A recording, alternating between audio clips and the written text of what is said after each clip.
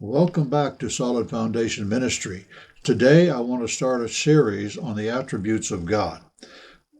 God's attributes teach us who He is, teach us how great He is, shows us that there's nothing that can be compared to Him. They actually teach us that we can't fully understand Him, but it's important we understand that which we are capable of understanding. In times past, people used to know a lot more about the attributes of God, and this caused them to have more respect for Him, more fear of God, and fear of God is an important thing. And it helped us to have greater faith in Him because they knew what He was capable of. We can only put our trust in a God that we know. If we don't know Him, how are we going to trust Him?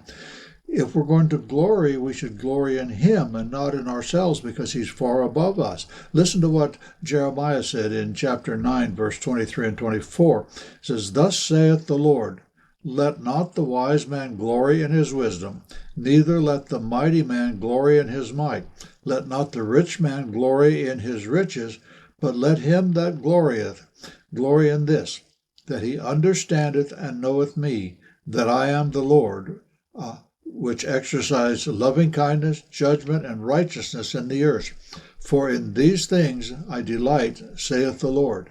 So he wants people to glory in knowing Him and understanding Him, so far as is capable of us to understanding and to understand Him, and He does reveal Himself to us in the Scriptures. In this passage, the word glory means to rave about, to brag about, to lift up. And we need to lift up our God. We need to understand that He's somebody special, and we need to make other people understand that same thing. Through the prophet Daniel, God tells us why it's important to know Him. In Daniel 11, verse 32, it says, "And such as do wickedly against the covenant shall He corrupt by flatteries. But the people that do know their God shall be strong and do exploits." So what does it mean to do exploits? It means to do great things. We can do things that others cannot do. Sometimes the thing we do is suffering through trials and things like this, and we do it better than others, etc. But we can do greater things if we understand who our God is and understand that He is with us and He will take us through anything He leads us through. The purpose of this series on the attributes of God is to help us understand just who our God is and to increase our faith in Him and our ability to trust Him and knowing who He is. God has some things to say about His uniqueness and how He's above everything else. Listen to these next three passages that I have here. The first one is Isaiah chapter 48 and verse 18. "To whom will ye liken God, or what likeness shall you compare unto Him?" So who are you going to compare with God? The next one here is in the same chapter, and it's verse 25. It says, "To whom will you liken me? Or shall I be equal, saith the Holy One?" So God says, who am I equal to? Well, He's not equal to anyone. He's above everything. And then this third one is also in Isaiah chapter 46 and verse 5. It says, "To whom will you liken me and make me equal and compare me, that we may be like?" So He says, who can you compare me with? Who can be like me? There's no one and nothing like God. He has absolutely no equal anywhere in the whole universe, anywhere in existence. There's nothing equal to God. People worship gods of wood and of stone and even worship man and animals and things like this. They have all kinds of God, but nothing is equal to Him, not even men, although some think they are, but they're not. None of these things that we worship even come close to who God is. He is the living God, the creator of all things, the creator of the universe. In this next verse, it tells us how we can know that He is God. He says, "Remember the former things of old, for I am God. There is none else. I am God, and there is none like me, declaring the end from the beginning, and from ancient times the things that are not yet done, saying, My counsel shall stand, I will do all my pleasure." Now, folks, that's the God we have to deal with, and we need to understand who he is. We need to understand that there's nothing like him, and we are responsible to him. We will have to answer to him. It says, remember what he's done in the past. Well, look at creation. Those people who think that we are the fruit of some explosion in the dark past don't know what they're talking about, and I don't even think they're thinking about it. You can't just take nothing and cause it to explode, because how do you make nothing explode? And if you make it explode, it can't just turn out order and be like everything else. When's the last time you saw an explosion bring forth order?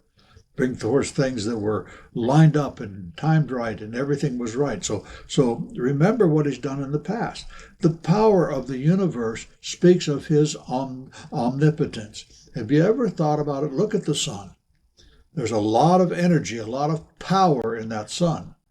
And it's been burning for in excess of 6,000 years. Some people say millions, but actually some 6,000 years. It doesn't have any less energy now than it did when it started. And the sun is only at best a medium-sized star. It is not a very large star. And the power that's in that. And there are millions and millions, perhaps billions of stars. I don't know if there's a limit to the number of stars there are in the universe. They used to count the stars. Oh, there's 1,000 of them. Then they got up to 10,000. And then as we started getting telescopes and looking further and further into deep space, they found out that we don't know how many there are, and we never will know how many they are. And every time we think we've reached the limit of the universe, we get another more powerful telescope of some sort, and we see that it goes on beyond that. Folks, that speaks of his omnipotence, and the expanse speaks of his omnipresence. He's everywhere present. He's here with me at the same time that I'm recording this. He's there with you at the same time you're listening to it, and anybody else that may be listening to it. He's there with those who are not listening to it. He's everywhere. There's no place God isn't. That's one of his attributes, and we'll look at that in more depth, these omni things, in future lessons that we're going to look at on the attributes of God. The wisdom of creation speaks of his omniscience. Now, that's omniscience. That's all science. So what does the word science mean? The word science means knowledge. So he has all knowledge. He knows the end from the beginning. He knew before he created this earth that I would be sitting here recording this video for you today. He knew that. You say, well, how did he know that? He's God. He lives outside of time. There's no yesterday, today, and tomorrow with God. There's now with God, everything. And I say we can't understand God fully. We only know this because he tells it's true. It's impossible for us to understand somebody outside of time. Time was created for our benefit, so things would go in sequence so we could understand them.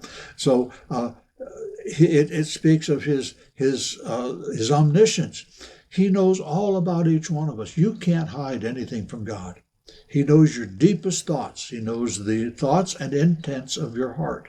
He knows everything about you. He knows that scar that you've got that nobody else knows about. He knows the hurt that you're having. He knows the joys that you're having. He knows everything about you. There's nothing he does not know. If we understand these things, it will make the world a different place. If we understood who God was, if we understood that he's a loving God, but he's also a just and holy God, if we understood those things, and we will when we get through this series, it would change the world if everybody lived knowing who God was. It would change everything. You know, God even challenged these other things that people call gods. He challenged them to prove who they are. There's only one God with a capital G. There are lots of gods with little g. There are many gods, things that are worshipped as God. As a matter of fact, the number one thing worshipped as God in civilized society is man himself. We worship ourselves. We think our own gods. We think we get to make up the rules, but we don't. God made up the rules. None of the small g gods is in any way equal to the God of the Bible. If you read the books of other religions that have different gods, like the Quran or like the Eastern religion books and things like this. Their gods don't compare with our gods. Their gods have their good side and their bad side. They have their limitations. They don't know everything. They're just not the same. Listen to how God challenges other gods. In Isaiah chapter 41, starting at verse 21, it says, "Produce your cause, saith the Lord. Bring forth your strong reasons, saith the King of Jacob. Let them bring them forth, and show us what shall happen. Let them show the former things, that they be, or what they be, that we may consider them, and know the latter end of them, or declare things for to come. Show the things that are to come hereafter, that we may know that ye are gods. Yea, do good, or do evil, that we may be dismayed. Behold it, and behold it together. Behold, ye are of nothing, and your work is of naught. An abomination is he that chooseth you." Now, that's what God has to say about other gods, but he challenges them. He says, okay, give me some reasons why we should believe that you other gods are gods. Give me some reasons for it. Why should we believe that Buddha is a god or that Allah is a god? What has he done to prove that he is who he says he is, or these other gods are who they say they are? Who can look at the things around them and see where they are gods? He challenged them to show what will happen, or what happened in the past. Tell me what happened. Tell me about the history. Tell me how the universe was created. No other God can do that, but we have the Bible, which tells us how it was created. I know modern science says that's not true, but it doesn't matter what modern science is, because it's limited. It's man's knowledge, and we can't go back and look, but God tells us what happens. And when we look at the true scientific evidence, not the theories of men, but the true scientific evidence, we see that creation is the only way that we got here that makes any sense whatsoever. This Big Bang Theory, or whatever they are, the theistic evolution theories, and all the different things, the day-age theories, they don't make sense. But what the Bible says does make sense. Now, with any scientific accuracy, they can't tell us how the universe came into existence or how we got here. They can't tell us how all things are going to end, but God has already told us in his word, and we're seeing things lining up right now in our society and in the world today that indicates that the end is coming soon. And all soon it's going to be 1,000 years where it's all over, 1,007 years. But what I'm talking about, the beginning of the tribulation is on the horizon if we look at things. But God tells us that. Because they can't do any of these things, God says they are nothing.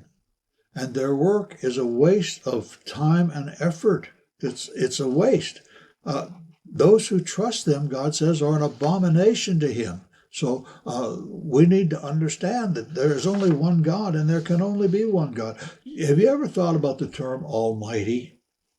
Almighty means they have all power, and our God is the Almighty God. That's what the scriptures tell us, and that's what he's proven by the creation of the universe. If someone is almighty, there cannot be someone else who is almighty, because if they did, they would conflict with each other. This next verse tells us what these false gods are really like. It's in Isaiah 46, verses 5 through 7. It says, "To whom will ye liken me, and make me equal, and compare me, that we may be like? They lavish gold out of a bag, and weigh silver in the balance. They hire a goldsmith, and he maketh a god. They fall it down, yea, they worship. They bear them upon their shoulder, they carry him. They set him in his place, and he standeth from his place, he shall not remove. Yea, one shall cry unto him, and yet he cannot answer, nor save them out of trouble." Now that's what God says other gods are like, and it's true. You take the false gods, you go to all the trouble to make all these fancy gods. You cover them with gold, you cover them with silver, you dress them up in fancy clothes. When I was in Thailand, I saw the Buddha, and the Buddha had a different set of clothing for each season of the year. But he couldn't change his clothes himself. They had to change them for him. He can't even move across the room without somebody carrying him. I mean, I think of these processions. My wife is from France, and they have a lot of processions, especially in the month of May, which is the Mary month. It's the month that they really lift up Mary to the highest level. And they have all these processions, and they have, in the different villages, they have different people carrying these fancy chairs on poles, and they carry her on their shoulders. Why? Because this idol that they're calling Mary, it's not the Mary of the Bible, by the way, cannot do anything herself. She cannot move from one place to another. This kind of God cannot answer your prayers, can't save you out of trouble, can't save your soul for all eternity, can't do any of those things. So they're not real gods. Let me tell you a story about a man in Poland. I don't know exactly when this took place, but he was a staunch Roman Catholic, grew up in a Roman Catholic home.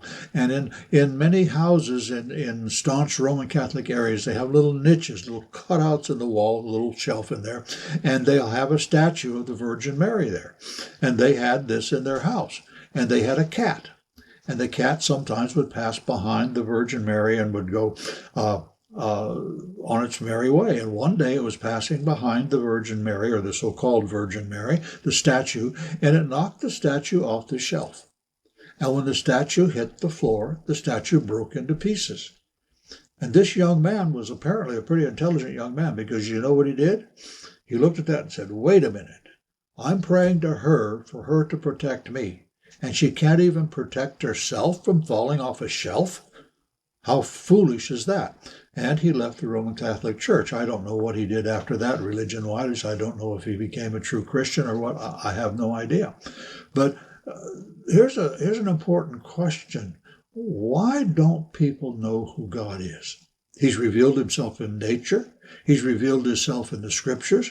He reveals himself in the lives of his children. He reveals himself in many, many ways. So why don't people know who he is? Well, in Jeremiah chapter 9, verses 1 through 6, he tells why they don't know who God is. It says, oh, that my head were waters, and my eyes a fountain of tears, that I might weep day and night for the slain of the daughter of my people. Oh, that I had in the wilderness a lodging place of wayfaring men, that I might leave my people and go from them. For they be all adulterers, an assembly of treacherous men, and they bend their tongues like their bow for lies. But they are not valiant for the truth upon the earth. For they proceed from evil to evil, and they know not me, saith the Lord. Take heed every one of his neighbor, and trust not in any brother. For every brother will utterly supplant, and every neighbor will walk with slanders. And they will deceive every one his neighbor, and will not speak the truth. They have taught their tongue to speak lies, and worry themselves to commit iniquity. Their habitation is in the midst of deceit. Through deceit they refuse to know me, saith the Lord. That's why. This passage tells us that how Jeremiah felt. I felt the same way. He says, I wish my head was just a big bowl of water and my eyes were just a fountain of tears, and I just wish I could cry and cry and cry and get away from the people because no one wants to listen. That's what he was saying. There was one place where Jeremiah said, God, I'm done. I'm not talking for you anymore. But Jeremiah was a prophet of God who had God's unction upon him, and he couldn't keep his mouth shut. He saw what was going on, and he couldn't stop himself. The nation was spiritually dead because they had polluted and profaned the things of God. Boy, is that true of America today. Look at many churches today. They're not churches of God. They're churches of entertainment, or they're churches of pollution and debauchery and things like this. Maybe if we would pour out tears for our nation, we would see a return of God in his greatness, or see God return our nation to greatness. Uh, this most this most likely caused physical adultery as well. And that's the way it is in our nation. We've turned our back on God, and since we've turned our back on God, adultery is everywhere. People aren't getting married. Marriage is down. Nobody wants to get married anymore. And we need to get back to God. The leaders, to get what they want, which was power and riches, and that's no different than it is in our day, did not care about the truth. And here's the sad thing. The leaders did not care about the truth because the followers, the people of the land, did not care about the truth. And that's where we are in America. People want to do what they want to do, and they don't really care what the truth is. They want what they want. I mean, they want the government to take care of everything for them. Why do you think it is so hard for businesses to find workers today? It's because they want pleasure. They want the government to take care of everything. They don't want to be responsible for themselves. We have seen this really in living color since COVID hit. Since COVID hit, there has been a total departure from truth in so many things. We followed the leading of a man called Dr. Fauci. I call him Dr. Fauci. He's an admitted liar. He has admitted to deceiving people, telling us misinformation so that he could get what he wanted. Our government has suppressed scientific truth so it can control us. There are many doctors who got together as a group. They had treated COVID. They worked with COVID together on a regular basis, and they had great success in curing COVID. Had almost no deaths. And they got together and produced a video showing what they'd done, and the government squelched it, and social media squelched it, but they were having success. You know, one of the things they found was hydroxychloroquine. And another one, Intervectum or something like that. I'm not sure I'm pronouncing that one right. These two things were used effectively to stop COVID from killing people or from even making them very sick. And here's something that's very interesting. There are certain countries in the world where malaria is a very common thing. And hydroxychloroquine is used to treat malaria. And in those areas, there is little COVID at all. There never was very much. But these people were mocked, they were shut down. And the root of the problem in Israel in those days, like in America today, is they don't know who God is. They don't know God. And God is pouring out his judgment on us just like he poured out his judgment on Israel. They forget that he exercises loving kindness, judgment, and righteousness in the earth. Now, loving kindness, he loves us. He's given us everything we need to live. He's given us all kinds of blessings. Those of us who live in America are blessed beyond any other nation in this world. But even the poorest nations, they're blessed to a certain degree. The only reason they're as poor as they are is because they let their government tell them what to do. And we're headed down the same path that they are. His loving kindness, but it also exercises judgment and righteousness. You see, I am not a law unto myself. I do not get to decide what's right and what's wrong. God has told me what's right and what's wrong in his word, and he will judge me according to his word, and he will judge in righteousness. He will never make a mistake in his judgment. Why? He's an all-knowing God. He knows everything. He knows what I do. He knows why I do it. He knows everything about it. They have forgotten that he hates evil and delights in righteousness. You know, God warns us that he will not acquit the guilty. The guilty are going to pay a price. Now, the price of sin is eternal death. It's eternal separation from God for all eternity. It's not a cessation of existence. Once God created you, once you were conceived, you will exist somewhere throughout all eternity. And you have a choice in this life to decide whether it's going to be with God in heaven or whether it's going to be with Satan in hell. Remember, hell was not created for men. It was created for Satan and his angels, and those of us who choose to follow him will end up there. And you say, well, I don't choose to follow him. If you choose not to follow God, you have chosen to follow Satan. You don't have any other choice. Those are the only two routes you can take. He warns us that our neighbors can't be trusted and even our brothers cannot be trusted. Now, I have a brother. We don't talk a whole lot because we live totally different lives. He made a profession of faith, but he shows no indication of being truly saved, and he lives a totally different life. But we're good brothers. We love each other. We would do anything for each other. But I tell you, if it comes to the point of him getting what he wants, he would take advantage of me for it. To supplant means to displace by stratagem, to overpower us by some strategy that he puts together to get what he wants. And every brother will use deceit to gain advantage over others. Remember Jacob and Esau? There you have a perfect example of what is talking here. These were two brothers, pretty close brothers, if I recall correctly, right? And Jacob's mother caused him, or pushed him and led him to deceiving his father so that he would get the blessing that his older brother deserved.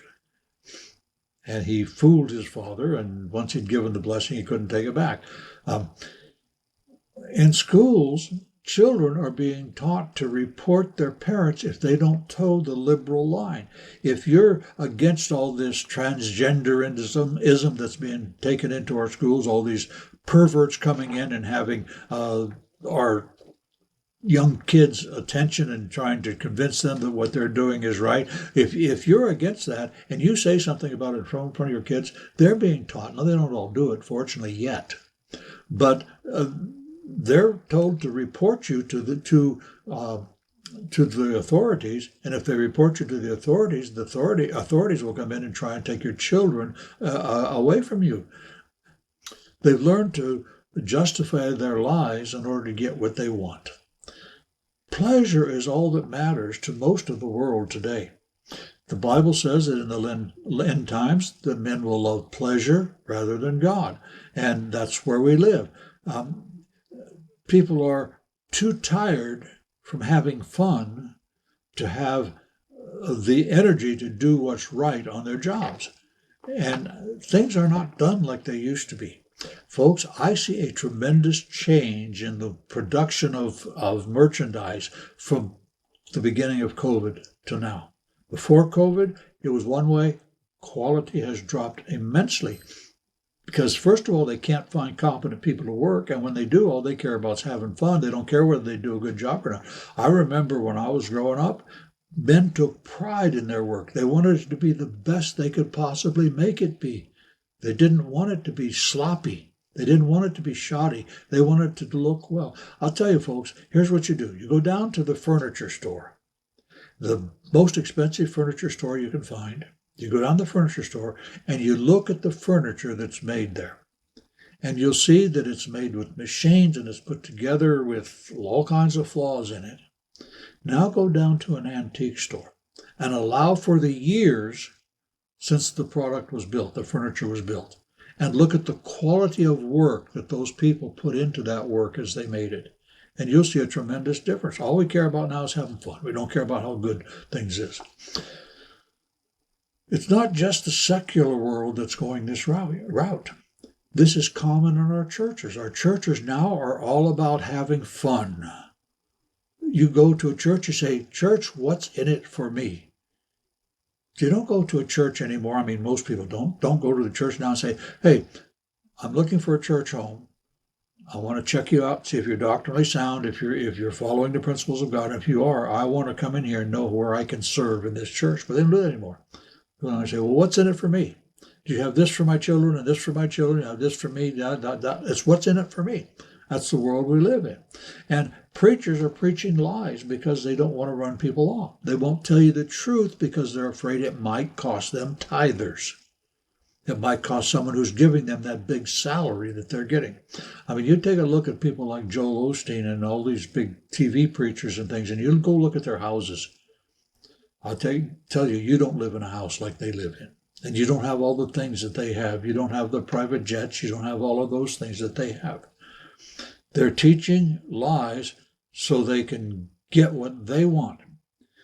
They tell you you can live however you want, and God doesn't care. God's not going to send anybody to hell because He's a loving God. And it's true, God is a loving God. That's why He provided everything for you, including salvation in Jesus Christ. But He's also a holy and just God and must judge sin, and He will.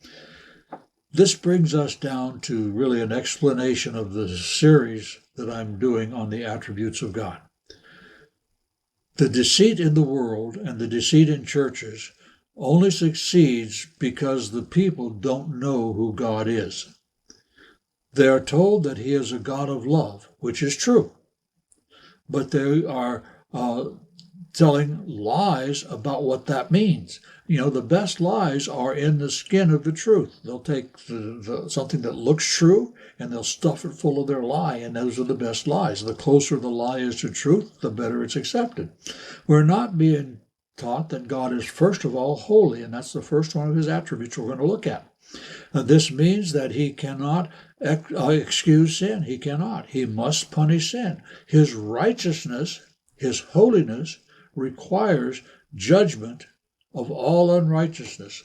And the Bible tells us He will not clear the guilty. Once we know who God is and know what He is like, it will be much more difficult for others to deceive us.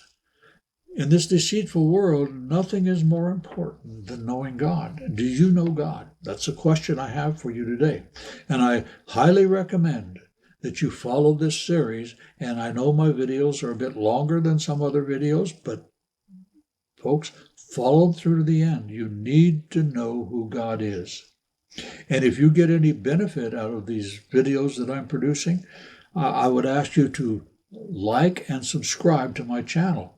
You do that, it'll accomplish several things, especially if you click the bell icon. You'll know every time I push or put out a new video, you'll know when it comes out so you can go watch it. You will help grow my channel so I get more people listening, so more people can hear these truths that I'm trying to teach on Scripture or on this YouTube channel.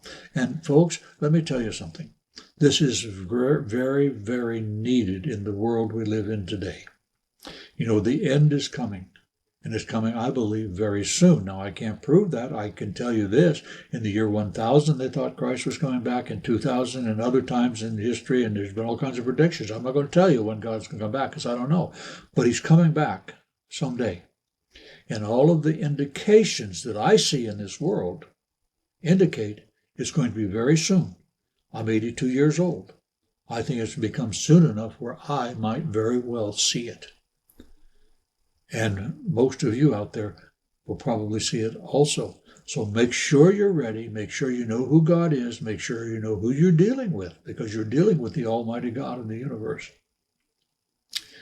Now, next week, I may take a break in this and go something on the previous series I did on the Word of God, because my pastor is going to be preaching on why we in our church use the King James Bible. And knowing my pastor, it will be a very good message, and I might play that for you next week, and I might not. Okay, I might continue the series. We'll see how God leads in that. But be back next time, and if you have comments to make, just make them. I will read any comments that I see that come through. However, if you make a nasty comment, all I'll do is delete it and I will not answer it. If you disagree with me, that's okay. But if you get angry and nasty, that's not okay. If you disagree with me, I will answer you. I will tell you why I believe, and I will listen what you believe. And if we're real intellectual people that are trying to find the truth, we will be able to come to some sort of agreement. But I appreciate your comments. Any comments I get, I do read. I don't get very many, but I do get some, and I read them. And if you have something to say, if you think I got something wrong, tell me. Because I can tell you this, if I'm wrong, I want to know about it. But make sure that you do it like a gentleman or like a lady, and we will discuss it like gentlemen and ladies. Okay? All right. I'll close this out for now, and I'll see you next week.